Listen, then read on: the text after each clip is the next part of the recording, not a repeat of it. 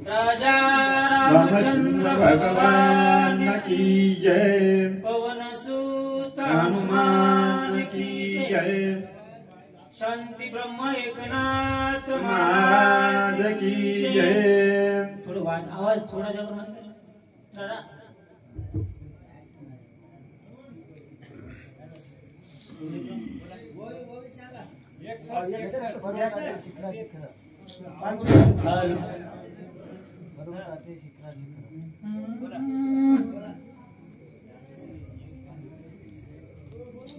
हरी श्री गणेशाय नमः। श्री सरस्वते नमः।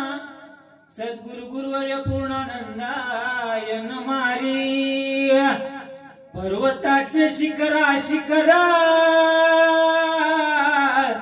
पाहता औषधी भार सहसानवती गोचरा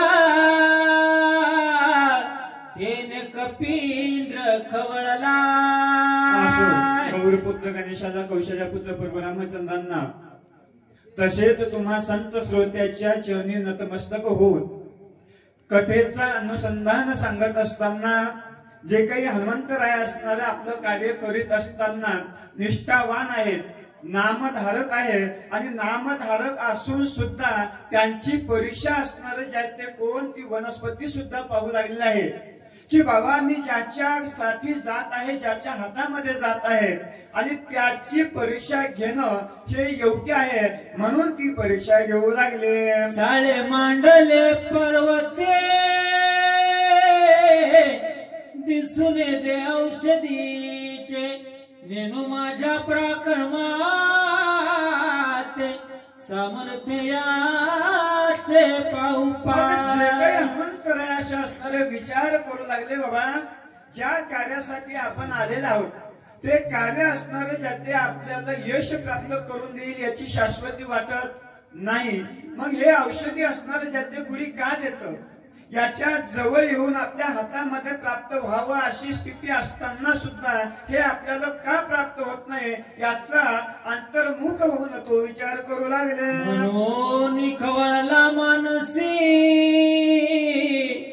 तवा वसेदी देखील पश्चिमेसी धावून गेला त्या पासी तव पूर्वेसी देखील। ज्यावेळेस असणारं ज्याते वनस्पती पाहत असताना हनुमंतरायाच्या मनामध्ये क्रोध निर्माण झाला आणि क्रोध निर्माण झाला आणि त्या क्रोध दृष्टीने असणारे ज्याते वनस्पती पाहू लागले। पाहत असताना त्या वनस्पती पूर्वेला पाहावं तर पश्चिमेला दिसू लागल्या, पश्चिमेच्या पूर्वेला दिसू लागल्या। उत्तर दक्षिण समजत अवघ्या पर्वत लखलखित वानर विस्मित झाला तेथा काय येत करावे।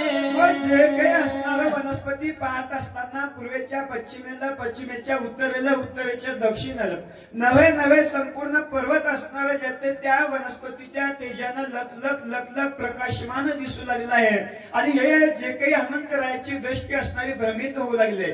न जाणो वनस्पती कोण्या दिशेला आहेत, कशा प्राप्त होती याचा विचार ज्याते करू लागले। औषधी म्हणून धरू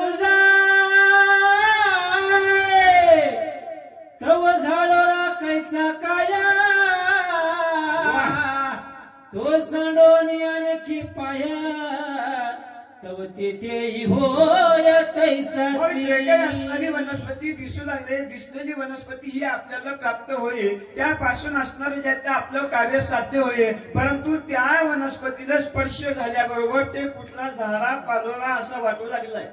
का वाटत आहे कारण मनामध्ये क्रोध निर्माण झाला आणि क्रोधामुळे असणारं जे काही विवेक करण्याची विचार करण्याची क्षमता ही क्षीण झालेली आहे आणि त्यामुळं ती वनस्पती असणारे ज्याते त्या ठिकाणी उपयोगी नाही असं त्यांना वाटू लागलं। ऐसा झाला के दक्षिण नव्हेची औषधीचे दर्शन चिंता तुराती उद्गिन काय आपण बोलता। मग जे काही असं असणार नाथरायानं या भावार्थ रामायणामध्ये टाकलेल्या प्रत्येक ओळीचा अर्थ असा असणारा ज्याचे तुम्हा आम्हाला शिकवण्याकरता आहे. काय शिकवायचं आहे? हनुमंतराया एवढे निष्ठावान आहेत, नामधारक आहे, बुद्धिमान आहे, सर्वांपेक्षा बुद्धीमध्ये श्रेष्ठ आहे. तरी सुद्धा त्यांना क्रोध आल्यामुळं जे काही हातामध्ये यश प्राप्त होणार आहे ते होत नाही. आणि तुमचं आमचं सुद्धा असंच होतं. आपण जे काही कार्य करण्याकरता जातो ते लोभापोटी आशेपोटी जर कार्य करू लागलं तर यश प्राप्त होत नाही, अशी अवस्था होऊ लागली. आज जितका पुरुषार्थ केला तितका अवघा वाया गेला. कपटी राक्षस भेटला तोही मारला वायाची. मग जे काही अंतर्मुख झालेलं आहे आणि अंतर्मुख होऊन विचार करू लागले, जे काही मी कार्य करीत आहे या कार्यामध्ये माझ्याकडून कोणती चूक झालेली आहे आणि कोणत्या चुकीमुळं हे कार्य ज्याचे संपन्न होत नाही, असा अंतर्मुख विचार करीत असताना त्यांच्या नजरेमध्ये काय घडलेलं आहे? दुष्कर्म कर्म केले ते अवघीच वाया गेले. औषधेने बुडी दिली शक्ती झाली ते व्रता.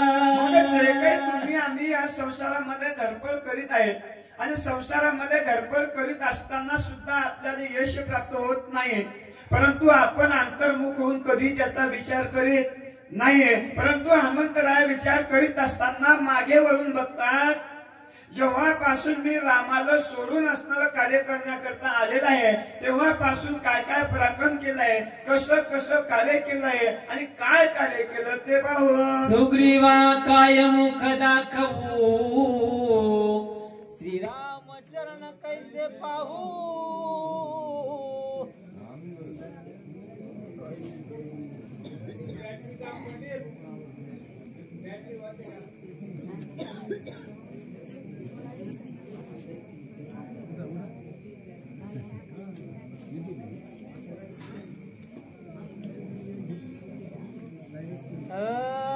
सुग्रीवा काय मुख दाखवू, श्रीराम चरण कैसे पाहू. अंगदा काय उत्तर देऊ, श्री रघुराव क्षोभेला. विचार करू लागले, बाबा जर कार्य आपलं संपन्न नाही झालं तर माझे स्वामी असे असणारे जे काही राजा सुग्रीव आहेत यांना काय तोंड दाखवावं, त्यांना काय सांगावं, कशामुळे आपल्याला अपयश प्राप्त झालं, त्यामध्ये यश का आलं नाही हे आपण ज्याचे काय सांगावं. मी निजा अभिमान केला पायी, औषधी आणि नाव घ्याई, श्रीराम नसाये काही.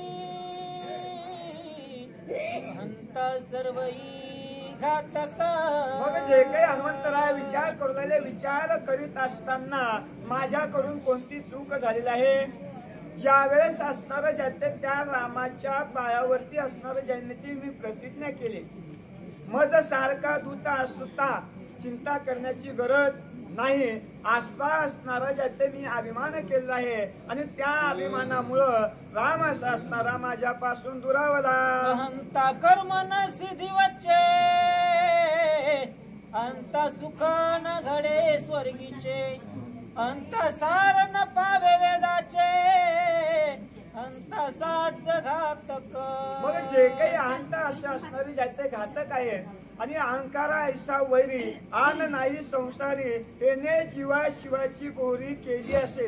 अहंकारानं मोठ्या मोठ्याला असणारे ज्याचे नाळलेलं आहे, अहंकारापायी जे काही मोठे मोठे घडलेले आहेत ते सर्व असणारे जे ते वाया गेलं आहे, त्यामुळं अहंकार असणारा घातक आहे. अहंतान साधे स्वामी कार्य, अंतेने साधनात होय, अंता यशन लाये निंदे होय. अहंकारे नारीले सदाशिवा, तोही आणिला जीवा भावा, तेच मनुष्याचं कोण केव्हा. अहो जे काही भगवान शंकरासारखे यांना जर त्या ठिकाणी अहंकार बाधा करू शकतो तर तुमच्या आमच्या सारख्याला अहंकारांना असणारे ज्याचे बाधा का होणार नाही याचा विचार हनुमंतराया करू लागले. अंता नव्हे चित्त शुद्धी, अंता नव्हे साधन सिद्धी, अंता नव्हे सत्व शुद्धी, अंता त्रिशुद्धी घातक